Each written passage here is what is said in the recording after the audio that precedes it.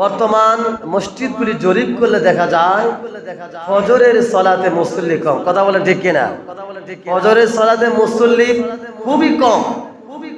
অথচ একটা মসজিদের মুসল্লিদের সংখ্যা নির্ধারণ করা হয় ফজরের মুসল্লি দিয়ে। বলি সুবহানাল্লাহ। আল্লাহ রাব্বুল আলামিন পবিত্র কোরআনুল কারীমের অন্যতম একটি সূরা, তার মধ্যে আল্লাহ তাআলা কসম করতেছেন ওয়াল ফাজরি ওয়া লায়ালি আশরি, কসম ফজরের এবং কসম 10টি রাতের। বলি সুবহানাল্লাহ। আল্লাহ কসম খাচ্ছেন ফজরের।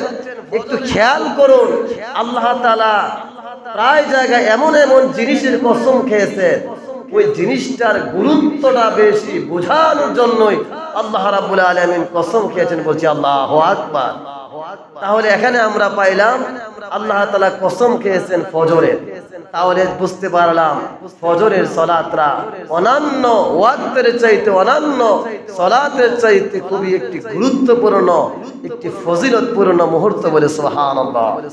আমার বন্ধুগণ, আমার বাবারা, আল্লাহ রাব্বুল আলামিন হাবিব বিশ্ব নবী সাল্লাল্লাহু আলাইহি ওয়াসাল্লাম সহিহ বুখারী মুসলিমের বর্ণনা হাদিসটি এসেছে। রাসূল করিম সাল্লাল্লাহু আলাইহি ওয়াসাল্লাম বলেছেন,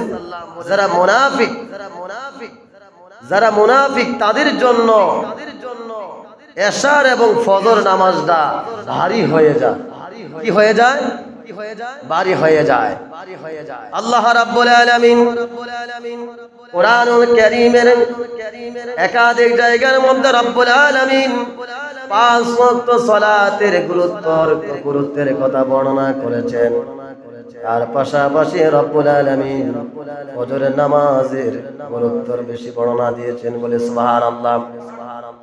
আমার বন্ধুগণ, আমার বাবারা, আল্লাহ রাব্বুল আলামিন কোরআনুল কারীমের 17 নম্বর সূরা বনী ইসরাঈলের 78 আয়াতে বলেন, আকিমিস সালাতা লিদুলুকিশ শামসি ইলা গাসাকিল লাইল ওয়া কুরআনাল ফাজর ইন্না কুরআনাল ফাজরি কানা মাশহুদা। আল্লাহু আকবার। হে নবী, সূর্য হেলার সময় থেকে রাতের অন্ধকার পর্যন্ত নামাজ কায়েম করুন এবং ফজরের সময় কোরআন পড়ে যত্নবান থাকুন। স্মরণ রাখুন ফজরের তেলাওয়াত ঘটে থাকে সমাবেশ। বলে সুবহানাল্লাহ। আপনি লক্ষ্য করে দেখবেন, যারা নিয়মিত কোরআন তেলাওয়াত করেন, দিনের অন্যান্য সময়ে তেলাওয়াতরা ততটা তৃপ্তি লাভ করতে পারবেন না আপনি যতটা তৃপ্তি সহকারে আপনি তেলাওয়াত করতে পারবেন ফজরের নামাজের পরে। বলে সুবহানাল্লাহ। যে ফজরের সালাতের কোরআন তেলাওয়াতে তোমরা যত্নবান হও, কারণ ফজরের তেলাওয়াতে ঘটে থাকে সমাবেশ। বলে সুবহানাল্লাহ। 1 নম্বর অধিকাংশ মুফাসসিরগণ বলেন, ফজরের নামাজে যে তেলাওয়াত করা হয় তাতে ফেরেশতাদের দল উপস্থিত থাকে। বিভিন্ন হাদিস দ্বারা জানা যায় মানুষের তত্ত্বাবধানের কাজে যে সকল ফেরেশতা নিয়োজিত আছে তারা নিজেদের দায়িত্ব পালাক্রমে আঞ্জাম দিয়ে থাকে। বলে সুবহানাল্লাহ। একদল আসে ফজরের সময়, তারা দিনের বেলা দায়িত্ব পালন করে। আরেক দল আসে আসরের সময়, তারা রাতের বেলা দায়িত্ব পালন করে। প্রথম দল ফজরের নামাজে এসে শরীক হয় এবং কোরআন মাজিদ তেলাওয়াত শুনে। আয়াতে সেই কথাই বলা হয়েছে। 2 নম্বর আরেক দল মুফাসসিরিন কেরাম বলেন, এর দ্বারা মুসল্লিদের উপস্থিতি বোঝানো হয়েছে, অর্থাৎ ফজরের নামাজে মানুষ যেহেতু ঘুম থেকে উঠে শরীক হয়, তাই তারা যাতে ঠিকভাবে নামাজ ধরতে পারে সে লক্ষ্যে নামাজে তেলাওয়াত দীর্ঘ করা খুবই গুরুত্বপূর্ণ। বলে সুবহানাল্লাহ। সুতরাং ফজরের জামাতে উপস্থিত হওয়ার বিষয়ে সবচেয়ে গুরুত্বের বিষয়। বলে সুবহানাল্লাহ।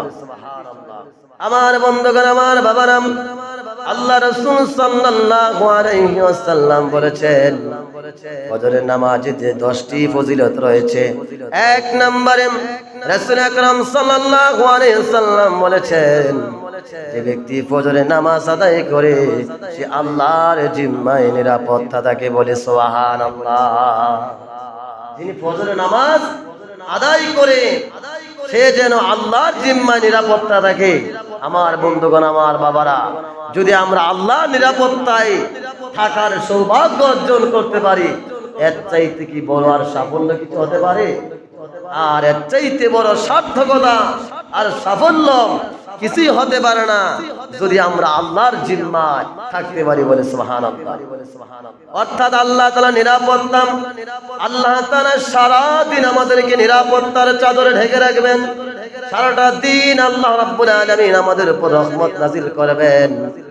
ফজরের নামাজের 2 নম্বর ফজিলত হচ্ছে, ফজরের নামাজ মুনাফিকদের জন্য সবচাইতে কঠিন। সবচাইতে কি কঠিন? যারা আল্লাহ ওয়া আল্লাহর প্রিয় বান্দা তাদের জন্য কঠিন না, যারা মুমিন দাবি করে তাদের জন্য ফজর এবং এশার মোটেও কঠিন না। কিন্তু যারা মুনাফিক তাদের জন্য অবশ্যই কঠিন। বলে নাউযু বিল্লাহ। রাসূল করিম সাল্লাল্লাহু আলাইহি সাল্লাম বলেছেন, মুনাফিকদের জন্য সবচাইতে ভারী কিংবা কষ্টের নামাজ হলো ইশা এবং ফজরের সালাত। তবে তারা যদি ফজর এবং এশার ফজিলত জানতো, তাহলে তারা হামাগুড়ি দিয়ে প্রতিযোগিতার সাথে তারা মসজিদে অবস্থান করত ফজর এবং ইশারের সালাতের জন্য। বলি সুবহানাল্লাহ। কিন্তু দুঃখজনক বিষয়, আমরা সমাজে মুসল্লিদের কিছু প্রকার আছে। মুসল্লিদের কি কিছু প্রকার আছে। কেউ আছে বাৎসরিক মুসল্লি, বছরে কয়টা ঈদ? 2টা ঈদ, তাকে 2টা ঈদই দেখা যায় ঈদের জামাতে। কেউ আছে সাপ্তাহিক মুসল্লি, সপ্তাহের অন্যান্য দিনে নামাজে আসে না, কিন্তু জুমার নামাজে আসে। তারও কয়েকটি কারণ। বাড়িতে মানুষরা বিভিন্ন ধরনের প্রেসার দেয়, সবাই মসজিদে যাচ্ছে, আপনি কেন যাচ্ছেন না? আবার মানুষের কাছে শরম পাবে এই হিসাব করেও অনেকে জুমার সালাতে আসে। বিশেষ করে এমন গুণাবলীর ব্যক্তি বেশিরভাগই আসে। তবে যারা 5 ওয়াক্ত সালাত আদায়কারী, নামাজ আবাদকারী, তাদের জন্য জুমাটা হচ্ছে একটা আনন্দের নামাজ। বলে সুবহানাল্লাহ। আমার বন্ধুগণ, সহিহ বুখারী মুসলিমের বর্ণনায় হাদিসটি এসেছে, যারা নাকি মুনাফিক তাদের জন্যই ফজরের নামাজ এবং এশারের নামাজে শামিল হওয়া কষ্টকর। এজন্য এই 2টা নামাজে যারা আমরা এখন অনুপস্থিত থাকি, আমরা ইনশাআল্লাহ অবশ্যই উপস্থিত থাকব। 3 নম্বরে ফজরের সময় ফেরেশতারা উপস্থিত থাকেন। আল্লাহ রাব্বুল আলামিন কোরআনুল কারীমের মধ্যে বলেন, নিশ্চয়ই ফজরের কোরআন, ফজরের সালাত উপস্থিত থাকে ফেরেশতাদের উপস্থিতিতে। 4 নম্বর হলো ফজরের নামাজ জান্নাতে প্রবেশের মাধ্যম। বলি সুবহানাল্লাহ। রাসূল আকরাম সাল্লাল্লাহু আলাইহি ওয়াসাল্লাম বলেছেন, যে ব্যক্তি 2 ঠান্ডা সময়ের নামাজ ফজর এবং ইশার নামাজ আদায় করবে, সে জান্নাতে প্রবেশ করবে। যিনি ফজর এবং ইশারের নামাজ, 2 ঠান্ডার নামাজ যিনি জামাতের সহিত মসজিদে আদায় করবে, সে জান্নাতে প্রবেশ করবে। বলে সুবহানাল্লাহ। 5 নম্বরে ফজরের নামাজের 5 নম্বর গুণাবলী হচ্ছে, ফজরের সুন্নাত দুনিয়া এবং দুনিয়ার সব কিছুর চাইতে উত্তম। রাসূল সাল্লাল্লাহু আলাইহি সাল্লাম বলেছেন, ফজরের 2 রাকাত সুন্নাত দুনিয়া ও দুনিয়ার সমস্ত সব কিছুর চাইতে উত্তম। বলে সুবহানাল্লাহ। ফজরের 2 রাকাত সুন্নাতের যদি এত মর্যাদা হয়, তাহলে ফজরের 2 রাকাত ফরজের কতই না মর্যাদা হতে পারে। 6 নম্বরে হলো, যারা নাকি ফজরের নামাজ আদায় করবে, ইশারের নামাজ আদায় করবে, আল্লাহ রাব্বুল আলামিন কিয়ামতের দিন পূর্ণ নূরের সুসংবাদ দিবেন। বলে সুবহানাল্লাহ। সুনান আবু দাউদের বর্ণনায় বিশ্বনবী সাল্লাল্লাহু আলাইহি সাল্লাম বলেছেন, যারা অন্ধকারে ফজর এবং এশায় মসজিদে যায়, তাদের কিয়ামতের দিন পূর্ণ নূরের সুসংবাদ দাও। তাহলে ফজর এবং এশারের নামাজের মর্যাদা কতই না বেশি। 7 নম্বরে হলো, ফজরের নামাজ ঘুম এবং শয়তানের প্রভাব থেকে মুক্তি দেয়। বলি সুবহানাল্লাহ। আর জোরে বলি সুবহানাল্লাহ। সহিহ বুখারী বর্ণনা, বিশ্ব নবী সাল্লাল্লাহু আলাইহি ওয়াসাল্লাম বলেছেন, শয়তান মানুষের মাথার পেছন দিয়ে গিরা দেয়। কি দেয়? গিরা দেয়, বা আমরা গ্রাম্য ভাষা বলি গিরু দেয়। শয়তান মানুষের মাথার পিছন দিয়ে গিরা দেয়। আর যখন ওই ব্যক্তির আল্লাহকে স্মরণ করে, আল্লাহকে ভয় করে ফজরের নামাজের জন্য বিছানা ছেড়ে দেয়, ওযু করে, ওযু করার সাথে সাথে আল্লাহ রাব্বুল আলামিন শয়তানের পক্ষ থেকে দেওয়া যে গিরাগুলি দেওয়া হয়েছে, এগুলি আল্লাহ তাআলা খুলে দেন, বলে সুবহানাল্লাহ। 8 নম্বরে হলো সকালবেলা আল্লাহ রাব্বুল আলামিন রহমত এবং বরকত দ্বারা ভরপুর করে দিয়েছে।